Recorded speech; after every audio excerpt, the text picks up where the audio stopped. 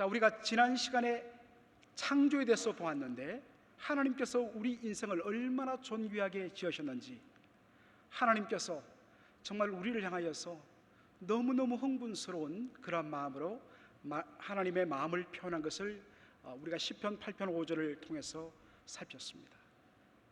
그리고 하나님께서 우리 인생들을 향하여서 하나님의 영광을 위해서 창조하셨다는 그 벅찬 하나님의 마음을 소개하는 것을 살폈습니다.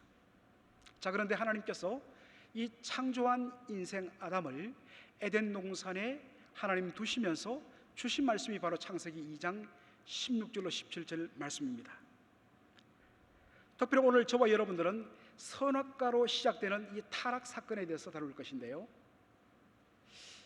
창세기 2장 16절 17절을 우리가 볼 때마다 마음속에 부담 혹은 불평이 나오는 것을 발견하게 됩니다. 두 가지인데요, 하나는 조상 탓입니다. 아니, 다른 것은 다 먹을 수 있지만 선악과 하나만 먹지 않으면 되는데 그렇게 쉽고 사소한 것을 지키지 못해갖고 그의 모든 후손 전 인류로 하여금 이토록 엄청난 원죄의 굴레에 빠지게 할 수 있냐, 정말 원망스럽다 우리 할배 할매, 이런 어떤 원망들이 우리에게 있을 수도 있고요, 둘째로는 하나님 탓, 하나님에 대한 원망과 불평이 사람들에게 나오는 것을 볼 수 있습니다. 심지어 믿지 않는 사람들도 그렇게 비아냥거리며 말합니다.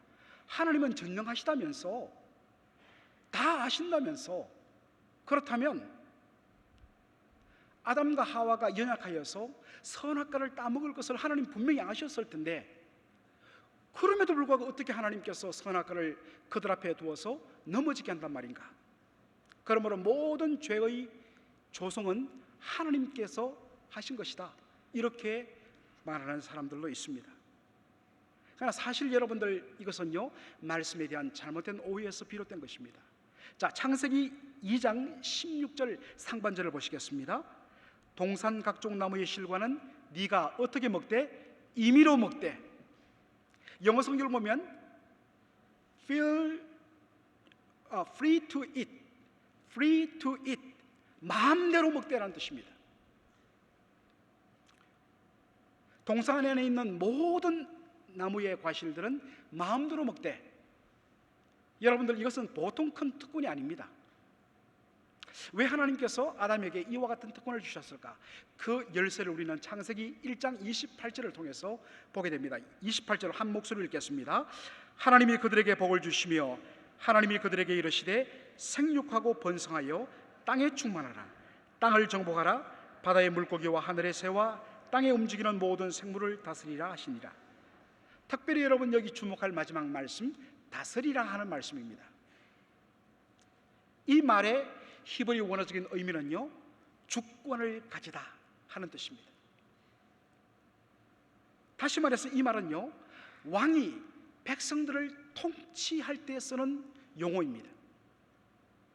따라서 창세기 1장 28절에 보여주는 것은 무엇입니까? 하나님은 당신의 형상을 따라 지음받은 인생들을 존귀하게 여겨 만물을 통치하는 왕 같은 권세를 주셨다는 말씀의 의미입니다. 그럼에도 불구하고 우리 인생이 그럼에도 불구하고 결코 잊지 말아야 할 또 하나의 중요한 사실이 있습니다. 그것은 우리 인생이 근본 하나님의 피조물이라는 사실입니다. 피조물 중에서도 어떤 피조물이냐? 자, 창세기 2장 7절 한 목소리 읽겠습니다. 여호와 하나님이 땅의 흙으로 사람을 지으시고 생기를 그 구에 불어넣으시니 사람이 생명이 되니라. 이 말씀에 깊은 의미가 있습니다만은 오늘 우리는 한 단어에만 집중하기를 원합니다. 여기에 흙이란 단어입니다. 우리 인생은 흙으로 만들었는데 이 흙이란 말의 원어적인 의미가 영어 성경이 잘 표현하고 있습니다. dust, 먼지입니다. 티끌입니다. 흙 정도가 아니라 티끌로 우리를 만들었다는 것은 우리 인생의 근본이 얼마나 미미하고 형편없는 것을 보여주는 내용입니다. 하나님의 전적인 은혜와 성령의 호흡 주심으로 말미암아 존귀한 하나님의 형상을 닮은 인생이 되었지 근본은 먼지 티끌이라는 사실입니다. 시편 90편 3절로 4절에 우리 인생의 유한함과 덧없음을 모세가 가장 잘 고백하고 있는 것을 우리가 볼 수가 있는데요, 한 목소리로 한번 읽어볼까요? 주께서 사람을 티끌로 돌아가게 하시고 말씀하시기를 너희 인생들은 돌아가라 하셨사오니 주의 목전에는 청년이 지나간 어제 같으며 밤의 한순간 같을 뿐입니다. 여러분들 장례식장에서 얼마나 이 말씀이 많이 장례 예배에서 선포됩니까? 우리 인생은 주께서 돌아가라 하시면 예외 없이, 하나님 아직 안 돼요, 아직 이거 매듭져야 됩니다, 돌아가라 하면 내려놓고 돌아가야 합니다. 천년을 하루같이 보시는 하나님 앞에서 우리 인생의 길이는 뭐냐? 밤에 한 경점 정도가 아니라 한 점도 안 된다는 뜻입니다. 모세가 이 시편 90편의 인생의 유한함을 하나님 앞에서 고백하면서 그가 뭐라고 기도합니까? 시편 90편 12절에 우리에게 우리 날 계수함을, 카운트함을 가르치사 우리 날이 얼마나 남지 않은 것을 가르치사 지혜로운 마음을 얻게 하소서.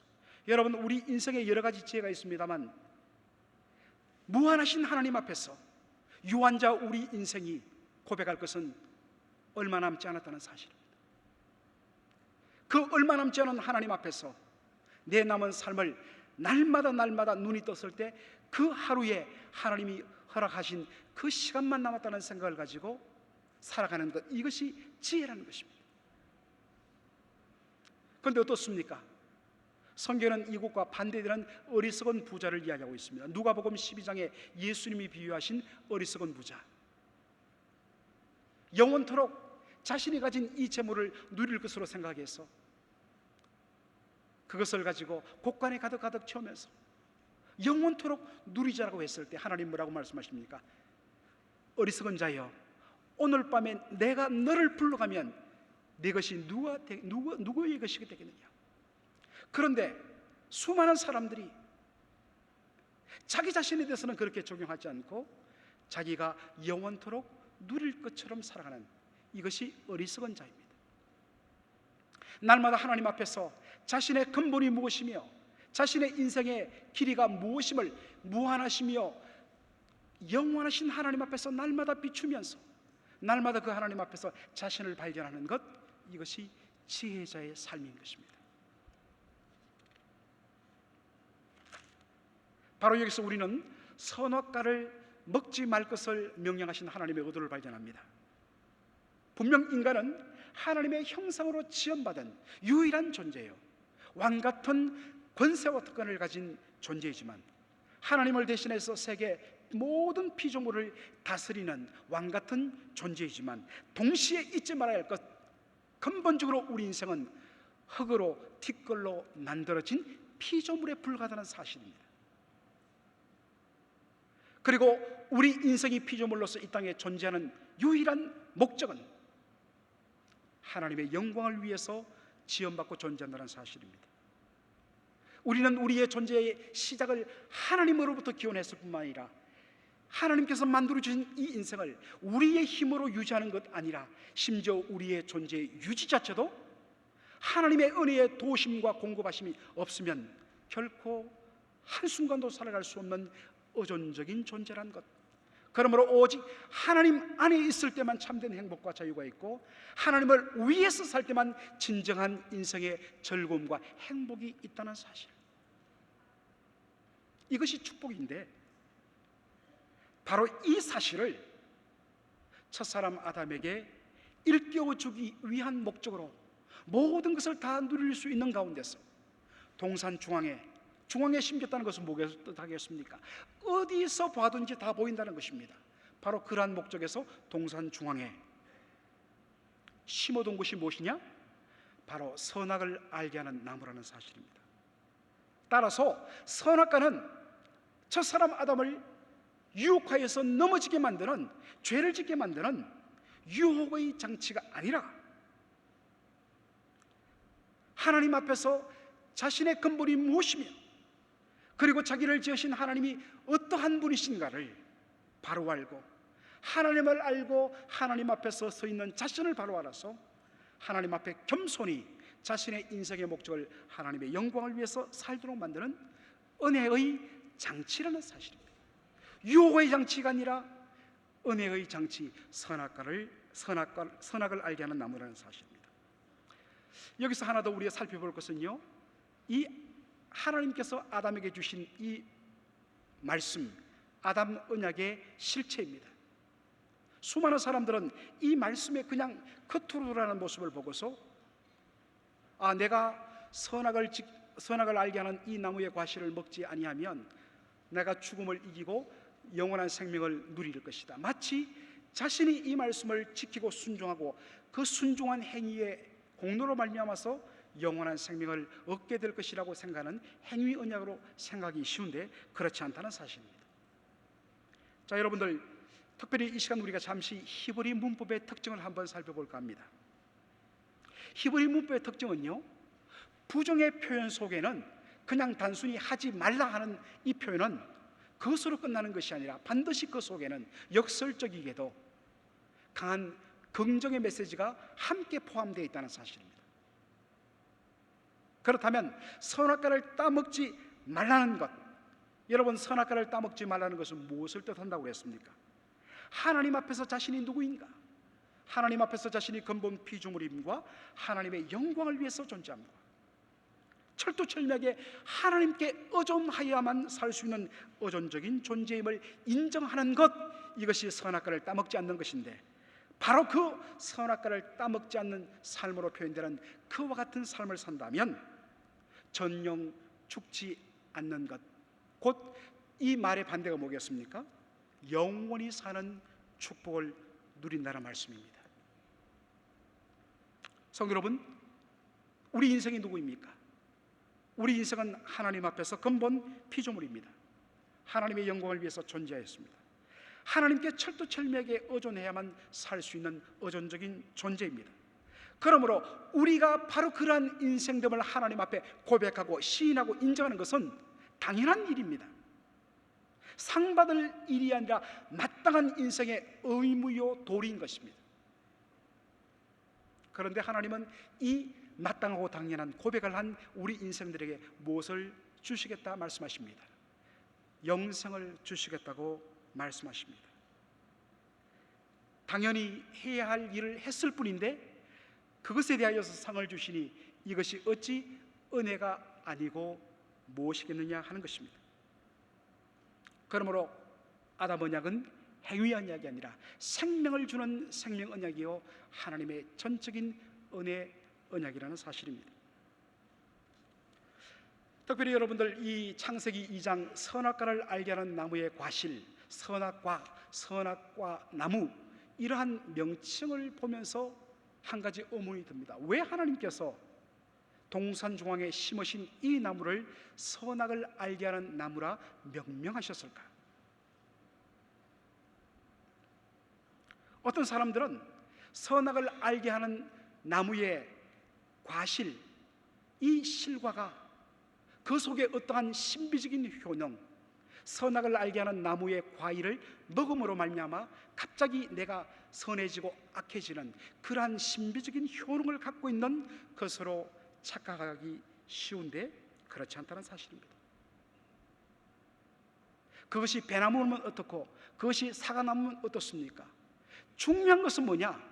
하나님께서 어떤 한 나무를 동산 중앙에 심으시고 선악을 알게 하는 나무라는 명칭을 주셨을 때 그 나무의 초점, 하나님 앞에 우리 인생이 누구인가를 알게 하는 그 바로 메시지에 우리가 초점을 맞춰야 된다는 사실입니다.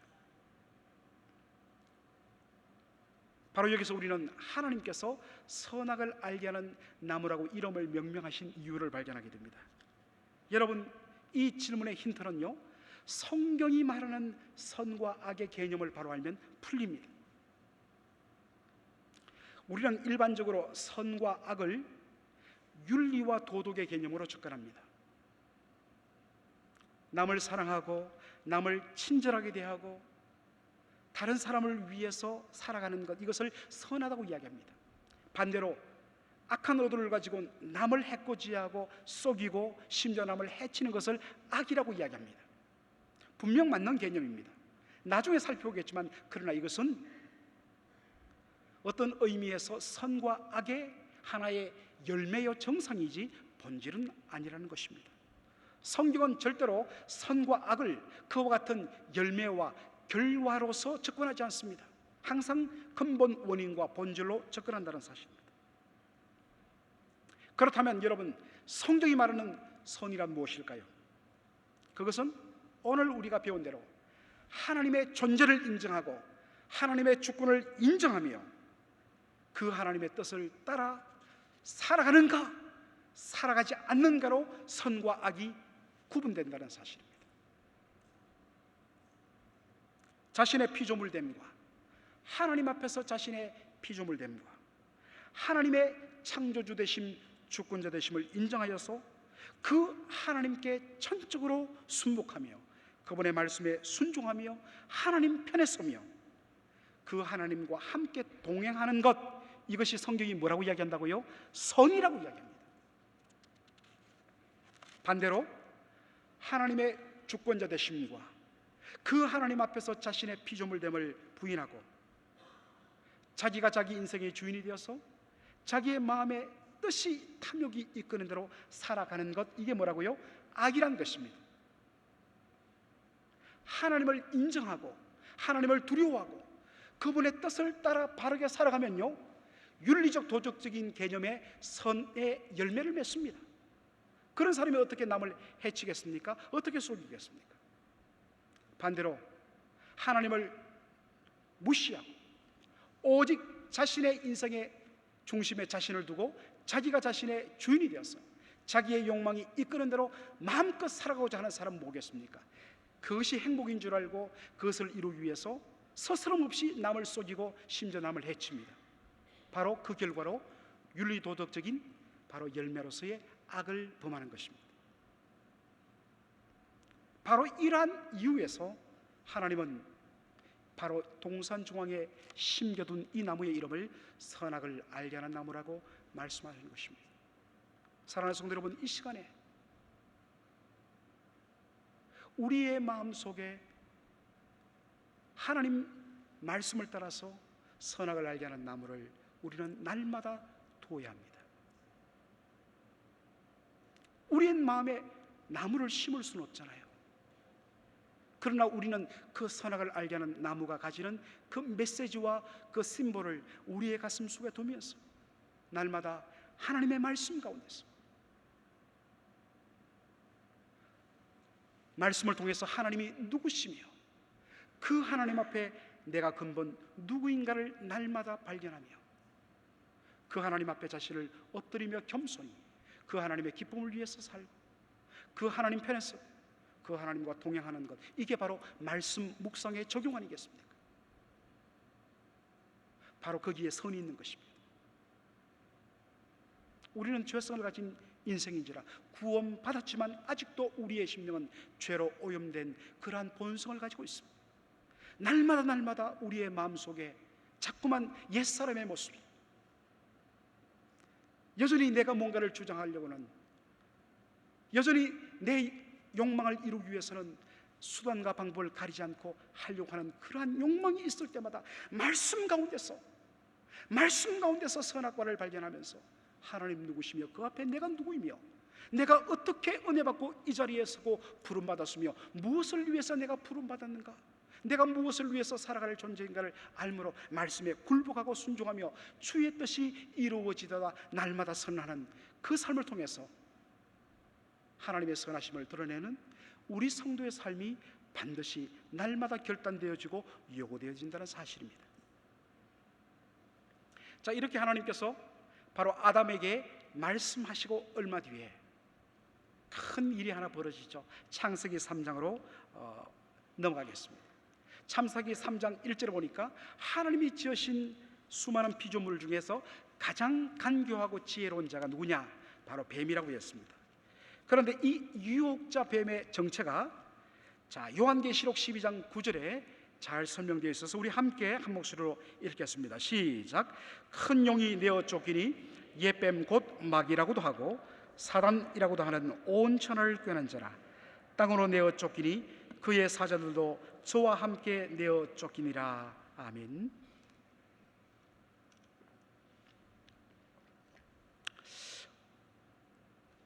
와, 지난 시간보다 훨씬 더 말 잘한다, 별로 덜 뜬다 하는 분이 계실지 모르겠는데요, 사실 여기에 좀 우리 장로님 두 분이 계시는데 중국 단기 선교 중에서 우리 북한 지하신학교에서 제가 강의할 기회가 있었는데, 원래는 성막을 강의하기로 되어 있었는데 갑자기 우리 최바울 선교사님께서 제 이야기를 들으시더니 목사님, 교회에서 그 5번에 걸쳐서 한다는 거 그거 좀 해주세요 라고 해서 제가 거기서 다시 한 번 더, 아직 준비가 덜 됐는데도 살려갖고 하고 왔기 때문에 조금 제가 좀 편합니다.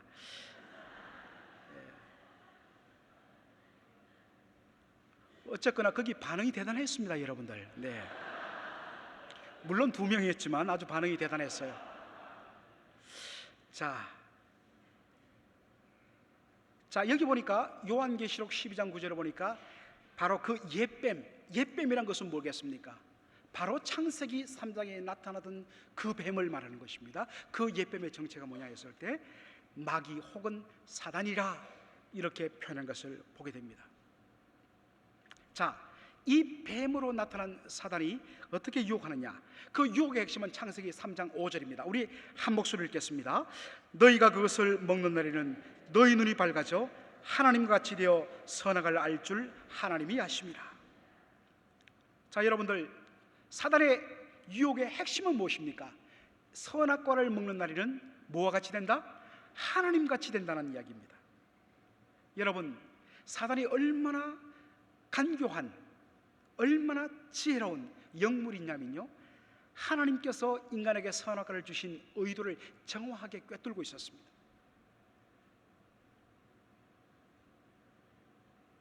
복습해 볼까요? 하나님께서 왜 선악과를 주셨습니까? 그것은 인생이 하나님 앞에서 근본 피조물임과 하나님의 영광을 위해서 존재한다는 것입니다.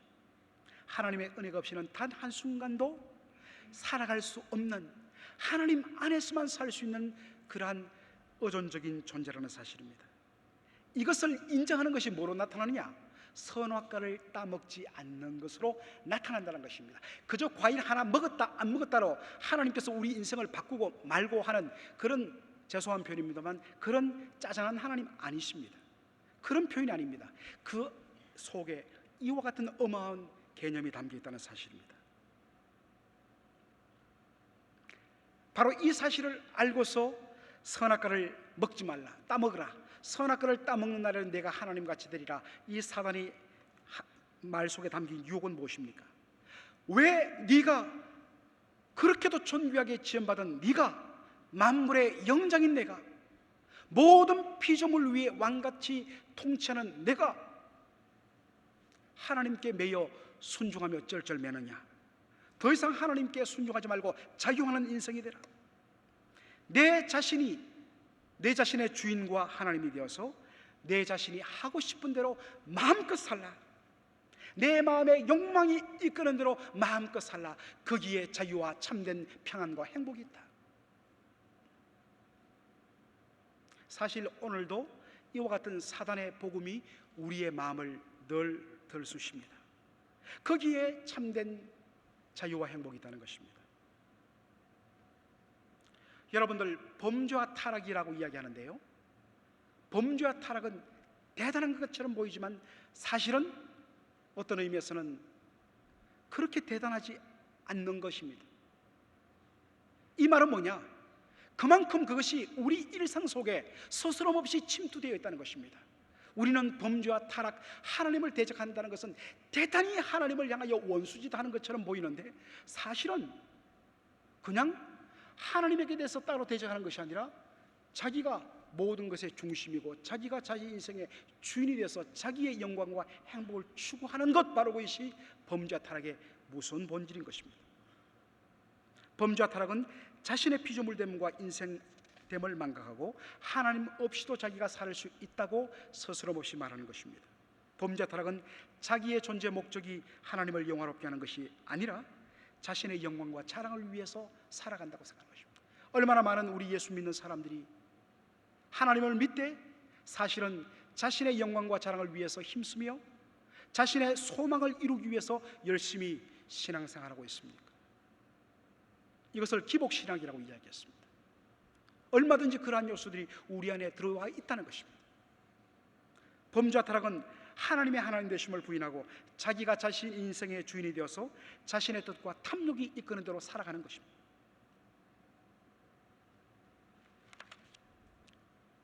첫사람 아담의 범죄와 타락이 놀랍게도 굳이 로마서 5장 12절 오늘 말씀의 이 분량 때문에 그것을 하나하나 다 아담의 원죄의 전과 교리를 다루지 않는다 할지라도 바로 그의 후손인 우리의 심령 속에 무섭게 영적인 사망과 그리고 죄악된 본성으로 말미암아 죄로 물든 본성, 죄성으로 가득 찬 우리의 심령을 말미암아 여전히 사망과 죽음의 상태로 빠져있는 모습을 통해서 첫사람 아담의 죄가 우리 속에 무섭도록 전가되고 물려져 있음을 우리는 발견하게 됩니다. 그것이 에베소서 2장 1절로 3절의 말씀을 통해서 확인하게 됩니다.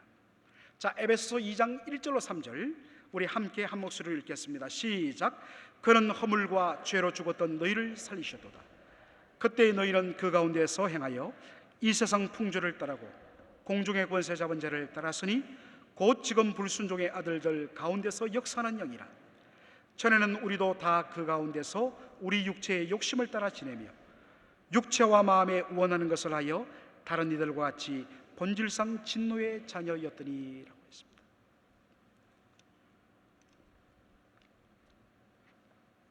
자, 여기 보니까 에베소서 2장 1절의 말씀, 허물과 죄로 죽었던 너희들이라 이야기하고 있습니다. 여러분, 죽었다는 이 말의 원어적인 의미는요, 분리와 단절, separation을 말합니다. 여러분, 우리 육신의 죽음은 뭘까요? 쉽게 말해서 몸과 영혼의 분리를 말합니다. 여러분, 전설을 보면 어떻습니까? 유체이탈, 갑자기 시신은 누워있는데 갑자기 본인이 쑥 일어나고 왜 울지? 왜 울지? 하는, 예, 여러분들 그러지 않습니까? 참 경험이 없죠. 예. 분명하게 그러니까 몸과 육체가 분리되는 것, 이걸 우리는 죽음이라고 이야기합니다. 육신의 죽음이라고. 그렇다면 영적인 죽음, 영적인 사망은 무엇일까요? 바로 생명의 근원 되신 하나님으로부터 우리의 영혼이 분리되고 단절된 것. 육체적으로는 살아있을지 모르지만은 죄로 말미암아서 생명의 근원이신 하나님으로부터 분리되고 단절된 것, 이것을 영적인 사망이라고 이야기합니다. 자, 그런데 죄와 허물로 죽어 생명의 근원이신 하나님으로부터 분리되고 단절된 영적 사망 당한 자의 특징을 2절 3절에서 잘 보여주고 있습니다. 2절에 보니까 우리가 공중 권세 잡은 자들을 따라 불순종하는 삶을 살았다 말씀하고 있습니다. 마치 이 말씀을 우리가 잘못 이해해서 영적으로 죽은 우리가 공중 권세 잡은 자 악한 영을 추종하면서 그를 적극적으로 따라 산다는 것처럼 우리가 보기 쉬운데요, 여러분, 사단은 창세기 3장에서 보듯이 한 번도 우리에게 하나님을 버리고 나를 섬겨라, 나를 숭배하라, 그러면 내가 너를 행복하게 하라 말하지 않습니다. 저는 직접 아직 보지 못했습니다만은 본분으로부터 들었는데, 이 사탄 숭배자들이 사탄교를 만들었는데 그 사람들도 사탄경, 사탄 바이블을 만들었다고 합니다. 그런데 여러분, 놀랍게도 사탄 바이블 제1장 1절은 어떻게 시작하느냐? 내가 원하는 대로 마음껏 살라. 사탄은 내가 그러한 존재이기 때문에 나를 숭배하고 섬겨라 라고 말하지 않습니다. 내가 너의 인생의 주인이 되고 네가 내 자신의 하나님이 되어서 네 뜻이 이끄는 대로, 내 마음의 욕망이 이끄는 대로 마음대로 행복하게 살라. 이것이 사탄의 메시지입니다. 공중권세 잡은 자, 악한 영의 사로잡힘을 따라서 살아가는 인생들의 모습이 에베소서 2장 3절에 너무나 잘 나타나 있습니다. 전에는 우리도 다 그 가운데서 우리 육체의 욕심을 따라 지내며 육체와 마음에 원하는 것을 하여 다른 이들과 같이 본질상 진노의 자녀였더라 하고 있습니다. 여러분, 특별히 이 에베소서 2장 3절에 나오는 육신이라는 이 말은요, 우리의 이 몸, 바디를 뜻하는 것이 아니라 죄로 물들고 오염되어 부패한 본성, 곧 죄성, simple nature를 말합니다. 그래서 NIV, 이 현대어로 의역된 NIV 성경 보면 이러한 육신을 가리킬 때 항상 simple nature, 죄성이라고 이야기합니다. 죄로 물든 본성을 말합니다. 영적 사망당한 자들, 곧 생명의 근원이신 하나님으로부터 분리되고 단절된 죄인들은 하나님과의 생명의 관계가 단절되었기 때문에 더 이상 하나님의 영광을 추구하지도 않고 하나님의 뜻을 따라 순종하는 삶을 살지도 않고, 아니 그러한 것을 아예 할 수가 없습니다. 도리어 철두철미하게 자기가 자기 인생의 주인이 되어서 자신의 마음의 욕망이 이끄는 대로 살아가는 것입니다. 이것이 죄와 허물로 영적 사망당한 자, 생명의 근원이신 하나님으로부터 단절된 인생들의 실상입니다. 영적으로 죽었기 때문에, 그리고 첫사람 아담으로부터 죄로 물든 본성, 죄성을 그대로 물려받고 태어나기 때문에, 죄를 자신의 의지로 행하기 때문에 죄인이 되는 것이 아니라 영적으로 죽어서 태어나고 날 때부터 죄성으로 물든 그 본성을 가지고 태어나기 때문에 죄를 범할 수밖에 없다는 것입니다. 그래서 본질상 진노의 자녀였다는 이 표현이 중요합니다. 여러분, 본질상, 영어 성경으로 by nature, 그의 본성으로부터, 그의 본성이 무엇입니까? 아담의 후손이기 때문에 날 때부터, 태어날 때부터, 엄마의 뱃속에서 조성될 때부터 죄로 물든 본성, 곧 죄성을 가지고 태어난다는 것입니다.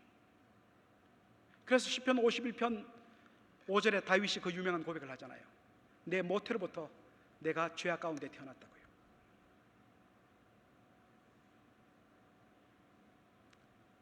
날 때부터 영적 사망당한 채로 태어나고, 그리고 죄로 물든 본성, 죄성을 가지고 태어나기 때문에 늘 죄를 범하여서 하나님의 진노의 대상이 될 수밖에 없다는 것입니다. 이것이 우리 인생의 참혹한 모습인데, 문제는 그러한 삶이 죽음으로 가는 길인 줄 모르고, 그것이 얼마나 부끄러운 일인 줄 모르고, 죽음의 낭떠러지로 날마다 달려가는 인생들, 이것이 바로 우리 죄인들의 실상이라는 것입니다. 그들을 향하여 말씀을 통해서 그들의 실상이 무엇이며 그들 앞에 주 예수 그리스도의 복음 외에는 다른 길이 없음을 선포하는 것이 전도입니다. 사랑하는 성도 여러분, 오늘 이 본문에서, 이 강의에서 우리는 죄에 대한 새로운 인식의 필요성을 가질 필요가 있습니다. 선과 악에 대해서 우리가 접근한 것과 마찬가지로 죄에 대해서도 우리는 너무나 윤리 도덕적으로 접근하기 쉽습니다. 거짓말하고 해치고 남을 상해하는 것, 이것을 우리는 죄라고 이야기합니다. 분명한 죄입니다. 그러나 엄밀히 말하면 그것은 죄의 정상, 죄의 열매이지 죄의 본질은 아니란 것입니다. 성경이 직시하는 죄의 본질은 무엇이냐? 하나님이 앉으셔야 할 자리에 자신이 앉는 겁니다. 하나님의 영광 대신에 자신의 영광과 자랑을 추구하는 것입니다. 하나님의 뜻 대신 죄로 물든 자신의 본성이 이끄는 대로 살아가는 것입니다. 그리고 이러한 것을 추구하면서 바로 그것을 자신의 인생의 최고의 행복과 기쁨으로 삶의 목적으로 여긴다는 사실입니다. 그런데 여러분 아십니까? 하나님 없는 행복, 자신이 자신의 인생의 주인이 되어서 자신이 추구하던 목표대로 모든 것을 이룸으로 말미암아 누린다는 그 기쁨과 행복, 그 순간에는 기쁨과 행복이 될 줄 모릅니다. 그러나 돌았으면 그 속에는 그 기쁨과 행복이 주었던 것보다 몇 갑절의 허무함이 우리 안에 마음에 밀려들게 되어 있습니다. 그래서 이 허무함을 극복하기 위해서 몇 배 더 큰 목적을 세우고 그 목적을 이루기 위해서 모든 것을 다 동원합니다. 그래서 그것에 걸릴 때는 심지어 딴 사람을 짓밟기도 하고 남의 눈에 피눈물을 내기도 합니다. 그래서 그것을 성취합니다. 다른 사람들은 대단하다, 성공했다, 신문에 기사가 납니다. 그것을 아직도 이루어지 못한 대부분의 인생들은 그것을 보면서 부러워하고 꿈꿉니다. 그런데 그 인생들은 돌아서서는 그것보다 몇 갑절의 더 큰 허무와 인생의 비참함을 느낍니다.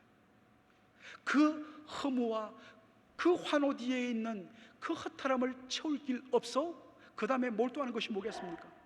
죄송한 표현이지만 성적인 그러한 욕망과 그리고 잠시간의 그 허무함을 채울 수 있는 것을 하기 위해서 마약을 하게 되는 것입니다. 사탄은 그렇게 우리 인생을 끝없이 붙들고서 죽음의 구렁텅이로 몰아가는 것입니다. 사랑하는 성도 여러분, 그러한 사슬에 여러분 걸려있지 않습니까? 분명 주 예수를 믿고 구원받았지만, 구원받은 성도이지만 아직도 여러분 그러한 부분에 여러분들 묶여있지는 않습니까? 하나님, 제가 구원받았습니다.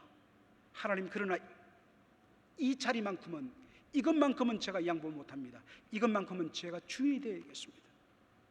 여러분 그거 붙들고 있으면요, 돌았으면 여러분들 말로 다 할 수 없는 허물을 느낍니다. 우리 인생은 오직 한 번, 하나님 외에는 채울 길 없는 인생입니다. 왜냐? 하나님의 형상으로 지음받게 되기 때문에 하나님 외에는 우리 인생을 결코 채울 수가 없는 것입니다. 그래서 어거스틴이 그렇게 방하다가 하나님 안에서 참된 평안과 안식을 누리기까지, 저는 그 어떤 것에서도 참된 안식과 위로를 맛보지 못한나이다. 이것이 바로 그의 컴패션, 고백록의 주제인 것입니다. 바로 자신이 그러한 존재임을 깨닫는 것, 자신의 그러한 시체가 폭로되는 것, 성령과 말씀을 통해서 드러나는 것, 여기에서 사실은 인간적으로는 수치이지만 하나님 안에서는 거기에서 바로 은혜가 시작되는 것입니다. 자, 이사야 6장 1절로 5절 말씀. 와, 시간이 많이 없네요. 빨리 읽도록 하겠습니다. 다 같이 읽겠습니다. 시작. 우시야 왕이 죽던 해에 내가 본적 주께서 높이 들린 보좌에 앉으셨는데 그의 옷자락은 성전에 가득하고 서랍들이 모시고 섰는데 각기 6날개가 있어 그 둘로는 자기의 얼굴을 가리었고 그 둘로는 자기의 발을 가리었고 그 둘로는 날며 서로 불러 이르되 거룩하다 거룩하다 거룩하다 만군의 여호와여, 그의 영광이 온 땅에 충만하도다 하더라. 이같이 화답하는 자의 소리로 말미암아 문지방의 터가 요동하며 성전의 연기가 충만한지라. 그때 내가 말하되 화로다 나여 망하게 되었도다. 나는 입술이 부정한 사람이요 나는 입술이 부정한 백성 중에 거주하면서 만군의 여호와이신 왕을 배었음이로다 하였더라. 자, 여러분들, 이사야가 환상 중에 본 것이 무엇입니까? 성전에 하나님의 보좌가 있는데 그 하나님 앞에서 서랍들이, 천사들이 6개의 날개를 가지고 2날개로는 눈을 가리고 2날개로는 다리를 가리고 그리고 남은 2날개로 하늘을 날면서 서로 함께 화답하여 부르기를 거룩하다 거룩하다 만군의 여호와여, 하나님의 영광이 온 땅에 충만하다, 그렇게 찬양합니다. 여러분, 이 천사들의 독특한 모습의 이유는 무엇일까요? 비록 자신들은 더할 나 없이 거룩하고 순결한 영적인 존재이지만, 그렇지만 절대적으로 거룩하신 하나님의 영광 앞에서는 도무지 자신들을 내세울 수 없었기 때문에 그와 같은 모습을 취한 것입니다. 이 모습을 보는 순간에 이사야가 뭐라고 탄식합니까? 화로다 나여 망하게 되었도다. 그러면서 자신의 입술이 부정하다고 외칩니다. 여러분, 왜 자신의 입술이 부정하다고 외칠까요? 입에 냄새가 나기 때문에, 입이 더럽기 때문에. 예수님께서 이것을 잘 보십니다. 이것은 전형적인 히브리인의 사고입니다. 예수님이 말씀하십니다. 입을 통해서 바깥에서 우리의 몸으로 들어가는 음식은 우리를 더럽게 하지 못한다. 우리를 더럽게 하는 것은 바로 우리의 마음속에 있는 온갖 악한 생각들과 더러운 의지들이 우리의 입술을 통하여 나갈 때 더럽게 한다. 여러분, 입은 뭐냐? 마음속에 들어있는 악한 생각들과 죄악의 의지들을 바깥으로 드러내는 통로이기 때문에 입술이 부정하다는 것은 무엇을 뜻합니까? 그 심령이 죄악으로 가득 차 있고 부정하다는 뜻입니다. 왜 그가 그렇게 절망했을까요? 거룩하신 하나님의 임재 앞에서 자신의 더러움과 부패함이 여지없이 드러났을 때 도저히 견딜 수가 없었다는 것입니다. 사랑하는 성도 여러분, 우리 인생이 절대적으로 거룩하신 하나님과 직면하고 대면하면 그분의 절대적인 거룩과 의 때문에 그동안 남과 비교해서 내가 저 사람보다는 그래도 좀 더 낫지라고 생각했던, 내가 그래도 이러한 도덕적인 기준을 가지고 내가 남들보다 그래도 괜찮게 살아왔지 생각했던 자신의 상대적인 의와 거룩은 그 절대적인 하나님의 의와 거룩 앞에서 더러운 악취나는 걸레가 되고 시궁창이 됩니다. 심판받아 죽을 일 외에는 남을 것 없는 죄인 것을 알고서 절망하며 탄식하며 망하게 되었다고 외치는 것입니다. 사랑하는 성도 여러분, 진정한 하나님의 임재의 첫 번째 모습은 종교적인 황홀경을 경험하면서 정말 그 충만한 신비한 체험을 누리는 것이 아닙니다. 그것은 열매의 결과입니다. 그것만을 하나님의 임재라고 말하는 것은 거짓된 복음입니다. 참된 복음은 무엇이냐? 절대적으로 거룩하신 하나님이 우리 가운데 임재하면 그 하나님의 절대적 거룩 앞에서 나의 그 더러움이 드러나서 견딜 수 없어서 자신을 저주하면서 절망하는, 그래서 거기서 무릎 꿇고 자기에게는 그 어떤 의도 없고 소망도 없는 것을 알고 항복하게 되는 것입니다. 바로 여기서 은혜가 시작되는 것입니다. 하나님께서 우리 인생을 어떻게 거듭나게 하시는가? 성령과 말씀을 통해서 우리를 거듭나게 하십니다. 그전에는 우리가 죄인인 줄 알지 못하고 내가 내 인생의 주인이 되어서 내가 추구하는 것을 다 이루면 행복할 줄 알았습니다. 그것이 멋진 인생이라 알았습니다. 이 정도면 내가 아무 문제 없는 인생이라 알았어요. 왜 그렇습니까? 죄와 허물로 생명을 얻으신 하나님으로부터 분리되고 단절된 영적 사망당한 존재이기 때문에 죽은 영혼이 어떻게 하나님의 말씀에 반응합니까? 불가능해요. 그러므로 오직 우리의 참된 구원은 하나님으로부터 그의 보내신 성령의 역사로부터 주의 성령이 오셔서 죽었던 우리의 영혼을 다시 거듭나게 하시고 살릴 때만 비로소 반응하는 그 단초가 제공됩니다. 성령이 죽었던 우리의 영혼을 살리시고 나서 주의 말씀을 우리의 마음속에 비춰주시고 빛을 비춰주셔서 그 말씀의 거울 앞에 우리의 실체가 드러날 때 로마서 6장 21절에 말했던 것처럼 비로소 우리의 눈이 열려 우리의 실체를 보고 부끄러워하게 됩니다.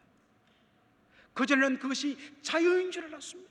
행복인 줄 알았습니다. 문제가 없는 것처럼 보였습니다. 그런데 하나님 앞에서 맞닥뜨리고 말씀 앞에서 내가 행한 모든 것이 다 죄인 것을 알았을 때 비로소 부끄러워하고 수치하며 자기 인생을 저주하며 한탄하는 것입니다. 이사야가 절망하며 탄식할 때 천사 중에 한 사람이 어떻게 합니까? 가서 주의 제단에 숯불로 그의 입술을 댐으로 말미암아 그의 죄가 깨끗하게 사해집니다. 부정하고 더러운 자신의 인생, 하나님의 말씀 앞에, 하나님의 영광 앞에 드러난 자신의 죄악을 자신의 행했던 그 의로서는 도무지 감당할 수 없음을 알고 절망하며 탄식하면서 비로소 십자가를 바라보게 되는 것입니다. 이 사망의 몸에서 나를 건질 분은 죄 없으신 독생자 예수 그리스도, 그의 몸에 십자가를 짊어지시고 우리가 받아야 할 모든 저주를 대신 다 짊어지심으로 말미암아 우리에게 산길을 열어주시고 우리의 모든 죄값을 다 값치러 주시고 속죄하신 그 예수 그리스도밖에 없다. 성령의 역사가 임하고 말씀의 은혜가 임할 때에, 자신의 죄임을 깨달을 때에, 그리고 비로소 성령이 눈을 열어 십자가를 보게 할 때 십자가만 붙들고 그의 의의 공로만 붙들고 주 앞에 나가는 것, 여기서 은혜가 시작되고 여기서 구원이 시작되는 줄로 믿습니다. 날마다 말씀의 은혜 가운데서 이미 구원받은 성도들도 날마다 말씀의 구원을, 말씀 앞에서 자신의 벌거벗은 실체를 보면서 여전히 하나님의 하나님 되심을 인정하지 못하고, 아직도 내 마음속에 아직도 내려놓지 못한, 아직도 내가 차지하고 있는 이 더러운 죄성을 고발하며 탄식하며 불쌍히 여겨 주옵소서, 주여 나를 새롭게 하여 주옵소서, 하나님 앞에 기도하시는 저와 여러분 되시기를 주의 이름으로 축원합니다. 우리 함께 기도하고서 함께 기도하고 우리 주님 앞에 기도하기, 찬양하기를 원하는데요, 이 시간 여러분들 여러분 마음속에 하나님께서 말씀으로 두신 생명나무, 선악을 알게 하는 나무, 여러분 지금 치워버리지 않았습니까? 우리는 다 이 자리에 구원받은 성도인 줄 저는 믿는데,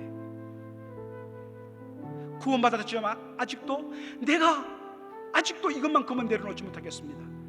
하나님의 선악을 알게 하는 나무를 밀어넣고서 여전히 나의 나됨을 주장하면서 아직도 내려놓지 못한 것이 있습니까? 남들과 비교해 봤을 때 이만하면 괜찮지, 아직 하나님을 제대로 만나지 못한 것입니다. 주여, 이 시간 내 눈을 열어주셔서 말씀으로 비춰주셔서 주의 성령으로 비춰주셔서, 주여 하나님 앞에 나의 그 무지함과 하나님 아무것도 아님과 무가치함과 하나님 영적으로 완전 가난한 파산대인 점을 알게 하여 주시고 주 앞에 돌이키게 하여 주옵소서. 하나님 외에는 우리 자신을 채울 수 없사오니 주여 나를 채워 주옵소서. 우리 이 시간 주님 앞에 주여 기도하겠습니다. 주여, 아버지 하나님이여, 아버지 하나님이여, 주여 불쌍히 여겨 주옵소서. 하나님 아버지, 이 가운데 아직도 주 예수를 알고 아버지 하나님 종교적인 아버지 하나님 신앙생활하며 아버지의 종교적인 성관에 따라서 이 자리에 온 아버지 하나님 형제자매들이 있습니까? 주여, 오늘 이 말씀을 통하여서 하나님 아버지 그들의 실체가 드러나게 하여 주옵시고, 하나님 아버지여 죄인임을 깨닫게 하여 주옵시고, 하나님을 대적하는 원수됨을 알게 하여 주옵시기를 원합니다. 하나님 아버지 정면으로 주의 임재하는 가운데 자신의 죄악됨을 알고 회개하며 깨닫며 통곡하는 저들의 힘을 주시고 은혜도 하여 주옵시기를 간절히 바랍니다. 하나님 아버지, 비록 구원받았다고 하지만은 하나님 아버지 날마다 하나님 아버지의 말씀을 자유로 해석하며 날마다 아버지 하나님께서 주신 선악을 알기만 나무를 아버지 밀어붙이며 여전히 아버지 자기의 마음에 아버지 한켠에 자기가 주인됨을 고백하지 못하고서 붙들고 있는 우리의 약함이 있습니까? 주여 회개하기를 원합니다. 주여 내려놓기를 원합니다. 주여 우리를 새롭게 하여 주옵소서. 하나님의 그 놀라운 영적인 임재 가운데 말씀의 은혜 가운데서 주여 참여 없어서 선전합니다. 온전히 주 앞에 회개하며 주 앞에 돌아서는 저희들 멸시도록 은혜 하여 주옵시기를 간절히 바랍니다. 주여 은혜를 하여 주옵시기를 바랍니다. 주여 우리를 새롭게 하여 주옵소서. 주여 날마다 아버지 하나님의 아버지의 영광의 임재를 맛보기를 원합니다. 그 주님 앞에서 아버지 우리의 죄인됨을 깨달으며 우리의 마음속에 남아있는 아버지를 헛된 영광과 헛된 행복과 아버지 하나님 없이 살아갈 수 있다고 생각하는 이 경험을 아버지 깨닫게 하여 주옵시고, 아버지 하나님의 불쌍히 여주시고 새롭게 하여 주옵시옵소서.